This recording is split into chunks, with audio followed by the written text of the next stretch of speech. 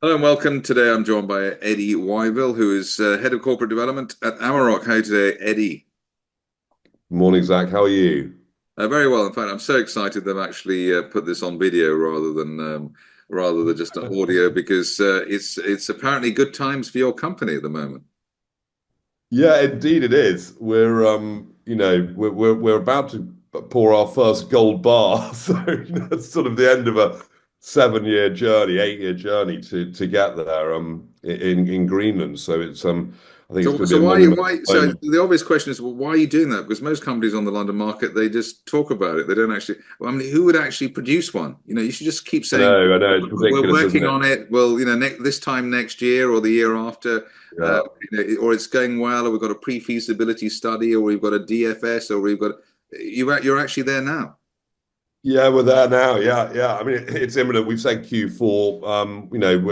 We're comfortable with saying that. So, we're getting sort of small snippets coming from site at the moment with them sort of testing all the equipment and we put a bloody great big shed up there. We've been mining since May, so we've got sort of ore stockpiled and yeah, we hopefully we'll get that moment where we all hope for, which is to lift up that first gold bar. So. It's pretty exciting for us, and we're all a bit tired. I think we're looking forward to quite a big Christmas, actually, to be honest with you, because we've all been traveling a lot. But no, it's exciting. It's been a hell of a lot of hard work to get here.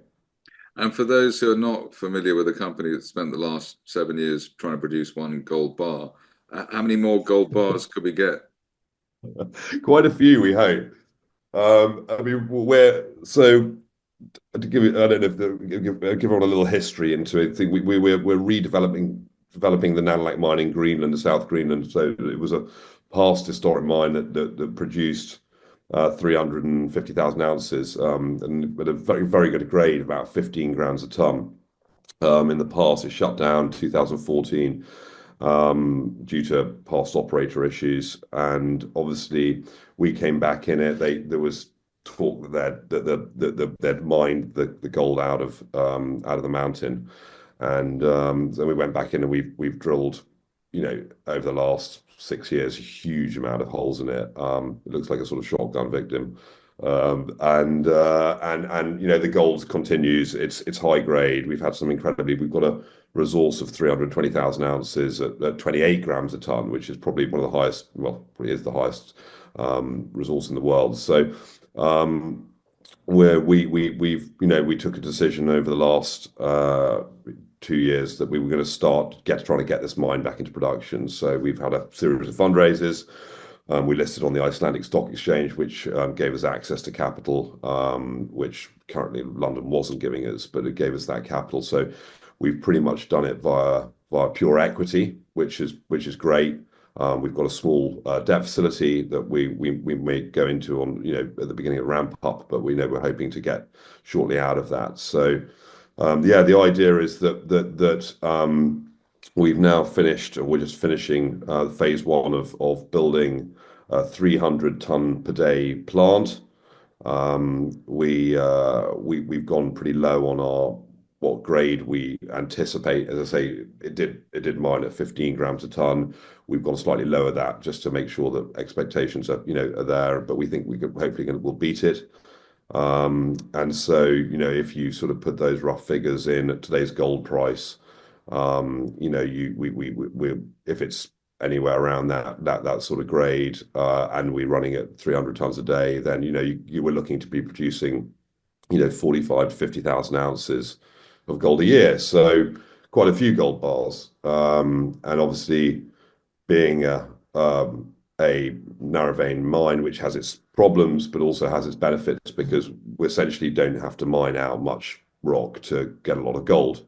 And obviously that's where your costs increases really go up if you're having to move a lot of muck around and use a lot of more diesel. So because of its high grade, we're hoping that we can get our very low all-in sustaining costs and produce, obviously with the gold price, which has been very favorable to us, and with the timing can be better. We're feeling very blessed with that. So hopefully we can get that into steady state. First phase is just crushing and grinding and filtering. So very simple. It's free gold in quartz veins, so you can crush and grind it and get very high recovery. We think around this in the 70% just from doing that. And then in the spring we'll add the flotation, which essentially is already costed in. We've already put in all the foundations for that, and then that'll be phase two. And then we'll stake that up to full production using flotation. We hope to get about recovery of about 90 to 95% from that. And that's what the mine has done in the past. So we're very happy with that. So yeah, it's been emotional, and we've done it in phases. And obviously building a mine in South Greenland where you're having to ship everything in, and you're having to bring everybody in, and you're having to move a lot of people around, has been incredibly challenging. But we did it, and we've got everything at site now. So it's a matter of just getting it built and finished off, and then ramped up. And we're hoping by we've given ourselves a year to get to full steady state. We hope we will beat that. But we're really confident in our team. And it's exciting, and so we're giving ourselves a gentle stroke on the back, not a pat quite yet, but we're feeling like we're getting to the end of it. Right. So, I mean, there's a couple of points there. I mean, you basically described what you've done and where you're going. But I met you a couple of years ago, and you told me about your background. You've been there, you've done that. You've got a few grey hairs, and the team was in the same kind of same kind of stage that you've been there, done that before, and it was like, okay, I took note of that. But everybody says that they've been there, done that before, but actually very few people really have. And the market's littered with companies who are would-be or were would-be gold producers. Is there any one thing that made the difference here? Was it the gold grade? Was it the management team? Obviously, the head of corporate development is very sound at your company. But is there any particular thing that sign that, like, for investors going forward, apart from obviously looking at your company, is there anything, because it is quite a serious point. I mean, we've got so many explorers and developers, but they don't get over the line. And this week, there was a notable casualty in the market as well. I mean, is it the high grade? Was it the equity that you were able to raise? Was it one thing, or is it a combination of things? Because I think that is something that people. It's definitely, in my opinion, it's a combination of things. And we won't talk about the victim this week, because obviously that's such a it's annoying for us and for the market to lose yet another gold miner. Or maybe it's not lost quite yet, but anyway, we'll see. Let's call it that. And having just lost sentiment as well, so the pool of gold mining stocks on the London Stock Exchange getting smaller and smaller. There's a couple of points there that I think are important, and we can talk about. I don't want to press on anybody else's misery, but jurisdiction, I think, is really, really key. And working in Greenland, we're very lucky in the fact that it's a Danish sovereign country. They've got a very good mining code. We're dealing essentially with an EU country. There's very few people there, which has its benefit and that doesn't have its benefit. So we do employ a lot of local people, but because we're only employing 120 people out there, but finding skill set in mining, there's a few of them that have done it in the past, but not many. But in the same time, we're in such a remote location that we haven't got any NIMBYism as far as on our EIA, SIA, and permitting, which is a huge problem, I think, for a lot of mining companies, particularly in places like Canada now and stuff, where permitting is taking adding another 5, 6, 7 years into the process of bringing a mine into production. And obviously, when you're managing your cash flow, that's a real problem, right? So that was an issue. I think where we were lucky or benefited was that Nalunaq was a past producing mine, and again, looking back at another mining company that didn't have a very good time this year. One thing that we knew was like the rock integrity and the ore body, and the rock we have at Nalunaq And fibrillite is extremely strong. There's hardly a rock bolt in place. When we went in and rehabilitated the mine at the beginning of the year, it was as good as it was when it was left in 2014. So when we blast rock, we're taking just the white rock out, the narrow vein. It's sort of about 70 centimeters wide. You can really be confident in your mining method, and I think that's a big problem. And understand your ore body. And we managed to, we know that the vein goes, and it's a very continuous vein. It pinches and swells, of course, and it sometimes splits into two or three, but it's generally roughly we have a pretty good idea where it's going to be. And one thing you never want to be doing is, when you're mining, is particularly is losing the vein, right? In the type of mining that we're doing. So, I think that's been a real benefit. We also walked into this project with a hell of a lot of infrastructure already in place from the past predecessor, the 20 kilometers of underground development within that mine that we can use. And we're, rather than having to put all those tunnels in and to get in the rampways and stuff like that, which is obviously a huge amount of money, we're developing out of those old stopes, and so we're not having to put that major part of that infrastructure, and that infrastructure goes all the way up to 750 meters from the mountain. So we've got that's saved us a huge amount of money, and will save us a huge amount of money, hence the fact that we believe that we can get a lower all-in sustaining cost. And we also had a port there. We've obviously done a hell of a lot of upgrades ourselves. So I suppose we're going into a project where we spent 150 million Canadian dollars, or what do we call it, roughly 100 million pounds, on a project that I think, it was greenfield, would probably not be happening now because of the permitting, and it would also and it would be costing us at least double of what I think we would be in for. So I think that's where we have an advantage over others, and that may not be the case on the next mine, but it is the case on this mine. And we know what the recovery rates on the gold were. We know how to extract the gold. We know that when you put that through a grinder, what sort of recovery rates you got. And again, on new mines and new ore bodies, you can stick as many drill holes in, but when you actually get into mining it, you can get a nasty surprise, or so you can you weren't flying blind. The flying blind aspect is one that actually people don't talk about. No, they don't. And again, don't want to mention any names, but we saw one happen, this year, where suddenly, their cost overruns were enormous, right? Because that ore body was they just hadn't, the geologies hadn't worked out for them, and that's tough. So I would like to reiterate here, and I think this is really important, and I totally understand that the market get pretty pissed off about the whole thing, but I can't stress how difficult this is. I mean, this is fortune favors the brave.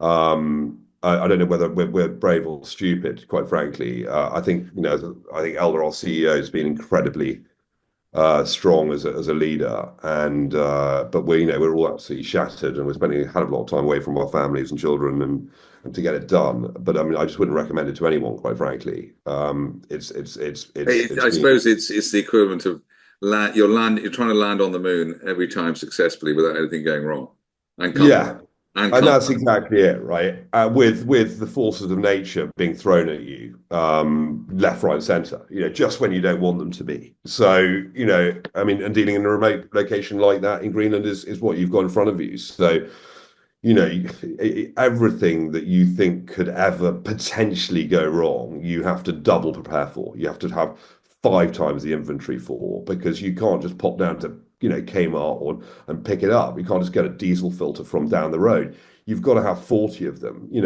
If you've got to make sure that if you see some bad weather coming in, that you're trying to moving your team out 3 days early, and trying to get your miners, they're coming in, 3 days early as well. So you're potentially shortening their holidays or lengthening others. So there's a lot. You've got a whole logistics team. You've got a whole. It's an incredibly, the sequencing is just has to be so precise, and if you mess it up, it's money. And it's not small money. I mean, when you're producing, which we aim to, 2, 3, 4 gold bars a week, if you guys don't get there for 2, 3 days, then you've got a bit of a problem. So, for example, we look at like stockpiling. So we've always got more ore ready, that if we have a problem like that, and we do see the worst, that we've got, at least a certain amount of ore, ready to put in the pile without having us to mine it.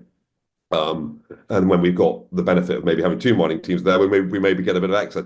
So, there's all those sort of things that you've got to consider. And as I say, and then everything you've considered, you suddenly will fly out of the left field and smack you straight in the jobs, and you're like, right, okay, well, we didn't see that one coming, so but we will next time. So it's a learning curve as well. But yeah, I think that's probably the first time in the 35 years I've heard such a sort of a realistic rundown of what you're faced with. Perhaps if people knew how difficult it was, people wouldn't get into it, or they wouldn't invest in this sort of area. So you need everything needs to be nailed on. It's like being Home Secretary, and there's a train crash, and there's a plane crash, and then there's a this and that and everything else, which is nothing. Agree. But the flip side is, Zach, that if you do get it right, I mean, you've got the potential to make an incredible amount of money. I mean, particularly at today's gold price, if you could say, knocking 50,000 ounces out at an all-in sustaining cost of, say, $1,000 an ounce, you're making a hell of a lot of free cash flow. And in our industry, you're looking at valuations which are, low single digits, and whereas you look at other companies who've got, multiples of 20, 30, and they'll never even see the free cash flow that we do. So, that's the reward. And we believe it's worth fighting for. So, and we hope that we're not going to let anyone down. And that's, and again, in itself, a big pressure for us, I mean, we're all invested, so as are all of our family, friends, and the rest of it. So, I don't want to be running off to Brazil, doing the walk of shame. So you do feel that on your shoulders as well, a little bit, right? So, and again, I think this mine as well for us is it's a bit of a showcase for us in Greenland. We believe that Greenland, particularly where we are in South Greenland, has got the most incredible exploration upside, and well, we know it has. I mean, we're finding some incredibly good, particularly high grade veins of the type that Nanolac, and we drilled 5 different targets this year, so I think we're probably the busiest explorer in Europe right now, this year. So and we've become really good at as well, because we know how to do it. And I suppose if I put it like this, so say I was a guy just wanted to get a license in Greenland and drill a few holes and start the thing, the cost would be, probably in your thousands of dollars a meter by the time you've, got your tents and staff and support and drill rig and drillers and stuff out there. And we own our own drill rigs now. We actually do still contract our drill teams, because obviously we only drill over the summer period, so it's not worth having them for all year round. But we get them in, and we order them in bulk, and they come in, and we can do thousands of meters now, and in a campaign in record time. And we got through what we thought was going to be a full season, and we were way ahead of time, schedule and cost this year, and so we managed to drill 2 more, of our targets. So, that's one thing I think, which is the other side of our business, we've become really good at, and we're really proud of that. And we've got probably one of the largest geological teams. We're uncovering an entire region. We've discovered the first ever copper porphyry last year, albeit low grade, but it looks like a big working system. So we're sort of trying to define a copper belt. There's multiple gold assets there. We're very excited about Nanoq particularly, which was an old discovery by Goldcorp, which we've gone back into. We managed to put a few holes into that, a sort of large vein system. And so, you know, we've got a really busy exploration schedule of results coming up. I think we're all slightly on the edge of our seats of what we're going to find. There'll be some losers. You know, everything's not going to be a winner. But we hope in there, if we can just find maybe one or two good world-class deposits, you know, that we think that we're here in Greenland to elephant hunt, really. I know it's a politically incorrect thing to say probably nowadays, but you know, not real elephants is fine apparently. Yeah. But anyway, Eddie, great to catch up, and especially after a couple of years, and see that you're on the verge of we already are at glory, and hopefully you'll send out some pictures of some of the elephants that you've definitely will. Well, keep an eye. We've got quite an active social media on X and LinkedIn and stuff. So we try to put as much on that as possible as we can do without, you know, getting told off. All right. Thanks, Eddie. Speak soon. All right. Good to see you, Zach. Take care. Cheers. Thanks.